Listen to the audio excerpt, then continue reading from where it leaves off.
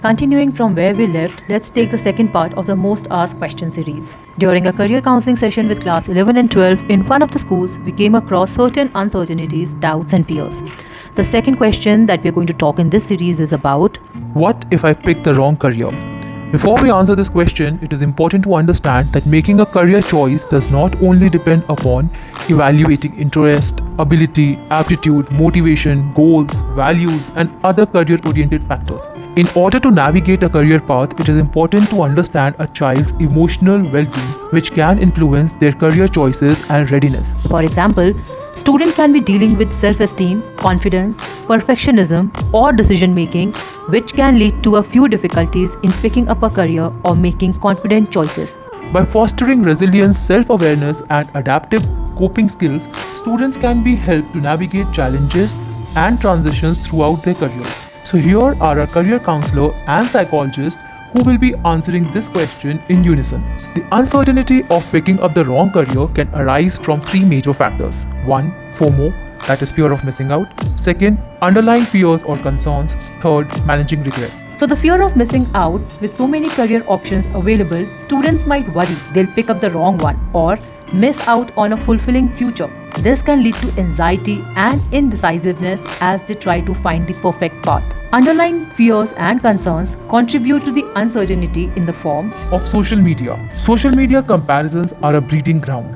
Students might compare their everyday lives to the seemingly perfect online personas of their peers, leading them to feel inadequate or making them believe that their lives are less interesting. Potential feelings of regret if you feel you've chosen the wrong career may lead to regret. This might include blaming oneself or others, facing setbacks, having unrealistic expectations, and considering alternative perspectives or jumping from one career path to another while comparing yourself to someone else. So the important thing here is to deal with these uncertainties first. Certain steps can be taken in order to deal with these uncertainties. First, a thorough exploration and self-assessment is important. It is natural that individuals may change careers multiple times due to various factors such as personal growth, changing economic conditions, technological advancements, or shifting interests. Therefore, when choosing a career, it is important to base your decision on your current understanding and interest. This allows you to pursue something that aligns with your passion and skills at the present moment. Make a decision that feels right based on your current knowledge and feelings. This does not mean ignoring the future, but rather being realistic about what you know and can reasonably predict. After choosing a career path, it's important to periodically evaluate yourself in order to see how well it aligns with your evolving interests, values, and goals. If your interests or priorities change significantly, be open to adjusting your career path. This might involve further education, skill development, or even transitioning to a different field altogether. Second, develop transferable skills.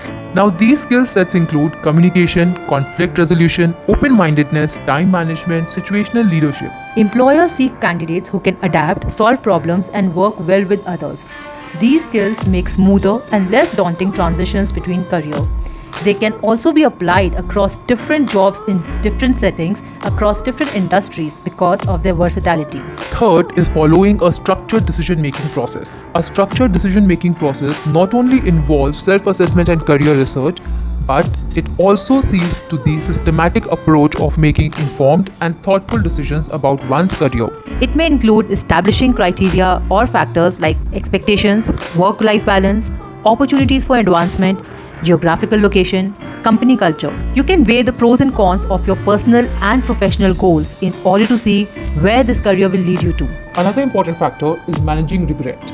Managing regrets refer to coping with feelings of disappointment, dissatisfaction, or remorse that arise from past decisions or actions related to one's career.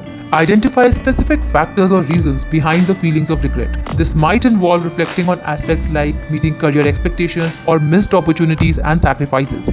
In this case, discuss strategies for managing potential feelings of regret. Reframe the experience by focusing on your positive aspects and learning the lessons from it. Practice self-compassion. Focus on emotional reflection, acceptance, and take proactive steps to move forward constructively.